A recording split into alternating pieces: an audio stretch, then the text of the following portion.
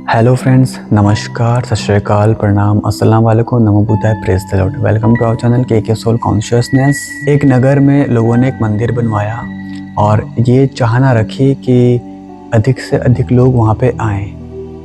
तो फिर विचार किया कि कौन सी मूर्ति रखी जाए।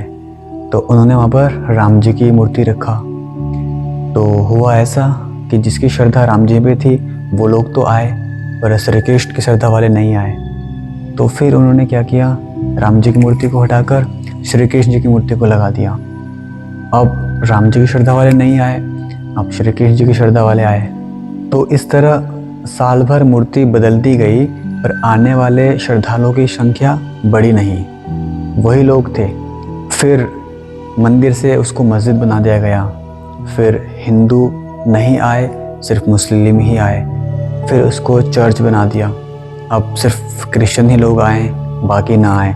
तो इस तरह पूरे साल मूर्तियां बदलती गई और धर्म बदलते गए, लेकिन आने वालों की संख्या वो उतनी की उतनी ही रही। काफ़ी सोच विचार के बाद किसी समझदार इंसान ने सलाह दिया कि अब एक होटल बना दो। तब जब होटल बन गया, वहाँ पे एक क्लब भी हो गया, एक स्विमिंग पूल भी बन गया।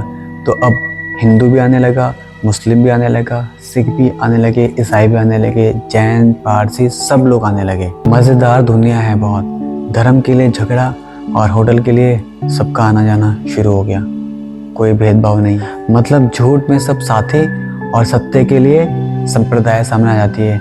ये जाति है, वो धर्म है। किस मंदिर में गए, पूजा की, किस मस्जिद में गए, प्रार्थना की, ये सब बातें सामने आ जाती हैं धर्म के नाम पे, संप्रदाय के नाम पर। ये सब हम मनुष्य के बनाए हुए खेल हैं। अगर ईश्वर से, परमात्मा से, गॉड से, अल्लाह से नाता जोड़ना है तो प्रकृति, नेचर के साथ अपना संबंध स्थापित करना होगा, आध्यात्मिकता का पालन करना होगा।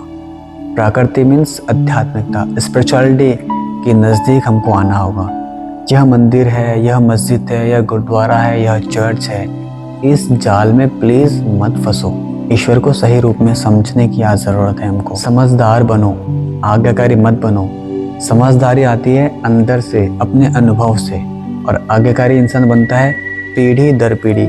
हमारे पूर्वज जिस बात की लड़ाई करते थे, जो चीज़ें उन्होंने की हैं, आज हम भी उन्हीं को अगर पालन करें, उसको बोलते हैं आज्ञा। वो जाति के लिए, धर्म के लिए लड़े, मरे, कटे, और वही हम भी अगर फॉलो करें, उसी आज्ञा को माने, तो वो तो गलत है ना। हमको समझदारी दिखानी है, खुद के अनुभव से, अंदर से समझना है क्या सही क्या गलत। क्यों हम जाति के लिए, धर्म के लिए लड़ाई करें। हमको समझदार बनना चाहिए, आज्ञाकारी नहीं। गीता हिंदू पढ़ते हैं, गैर हिंदू फिक्र क्यों करेगा। कुरान मुसलमान पढ़ते हैं, तो गैर मुसलमान फिक्र क्यों करेगा। मेरी माने तो आप शास्त्र को तभी समझ सकते हो जब न आप हिंदू हो, न मुसलमान, न सिख, न ईसाई, न पारसी, न बौद्धिस्ट, न जैन। क्योंकि अगर पक्षपात पहले से ही तय है, अगर तुमने जन्म से ही तय करके रखा है कि क्या ठीक है, तो फिर तुम ठीक की खोज कैसे कर पाओगे। कोई बच्चा किसी मुस्लिम समाज में पैदा होता है तो वो कुरान पढ़ना शुरू करता है। कोई हिंदू समाज में पैदा हुआ होता है तो गीता पढ़ेगा। कोई सिख संप्रदाय में पैदा हुआ है तो वो गुरु ग्रंथ पढ़ेगा। तो वो तो उस बच्चे का दोष नहीं है, या वो अपनी चाहत से तो वहाँ पे नहीं आया। तो हमको इन धर्म और जातियों में बंटना नहीं है।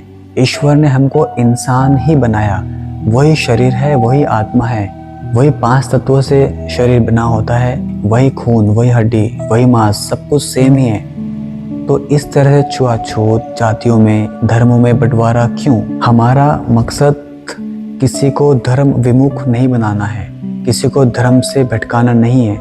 हमारा मकसद है कि आप जिस धर्म से आप नाता रखते हो, आपको अपने ग्रंथ को पढ़ना है, समझना है, और साथ साथ में किसी और के धर्म को तौहीन नहीं करना।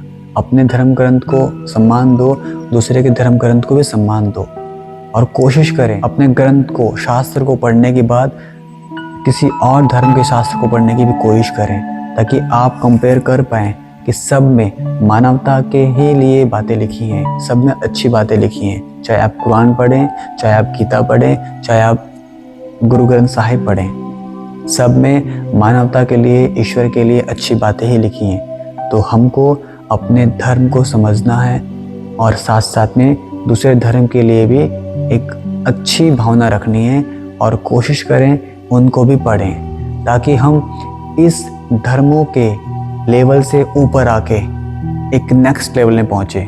और वो नेक्स्ट लेवल है स्पिरिचुअलिटी, आध्यात्मिकता, जिससे हम सही रूप में ईश्वर को, खुद को और ज़िंदगी को समझ पाते हैं।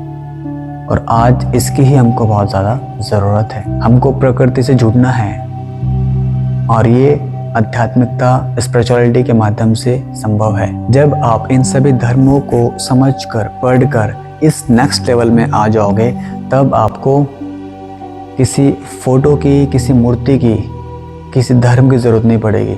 फिर आप ईश्वर से अपना डायरेक्ट संबंध बना पाओगे, अपनी आत्मा को उस परमात्मा से डायरेक्ट जोड़ पाओगे। और इसी नेक्स्ट लेवल को बोलते हैं स्पिरिचुअलिटी, आध्यात्मिकता। पक्षपात तो पहले से तय हो गया कि मैं मुसलमान हूँ तो मैं कुरान ही पढ़ूंगा, मैं हिंदू हूँ तो सिर्फ गीता ही पढ़ूंगा, मैं ईसाई हूँ तो बाइबल ही पढ़ूंगा, मैं सिख हूँ तो सिर्फ गुरु ग्रंथ साहिब ही पढ़ूंगा। क्यों? तुमने खोज किए बिना ही स्वीकार कर लिया तो आप खोज से वंचित हो जाओगे। तो खुद की खोज करें, समझें, तब इस लेवल से ऊपर आ पाओगे। महापुरुषों के चरण चिन्ह हमको बांधने के लिए नहीं है, हमको मुक्त करने के लिए हैं। हम खुद अपनी वजह से, अपनी छोटी सोच की वजह से इस तरह धर्मों में, जातियों में बंधे हुए हैं। इस टॉपिक का कंक्लूजन सिर्फ यही है कि आप किसी जाति में, किसी धर्म में बटे ना। आप अपनी मानसिकता को ऊंचा करें और हर एक इंसान को एक मनुष्य आत्मा की तरह देखें और मानवता का पालन करें, मानवता को डेवलप करें। बेवजह की फिजूल की चीज़ों में अपने इस मनुष्य जीवन को व्यर्थ ना करें। बहुत कीमती है ये मनुष्य जीवन। तो इसलिए हमको अपने उद्देश्य को समझना है और ईश्वर से अपना संबंध स्थापित करते हुए अपने विचार, अपने व्यवहार को अच्छा बनाना है और अपने कर्म को अच्छा बनाना है, ताकि बार बार के इस देहांतरण से, बार बार के इस शरीर बदलने से हम बच जाएं, मुक्ति प्राप्त करें, सैल्वेशन लें, मोक्ष लें और अपनी रूहानी दुनिया में वापस चले जाएं।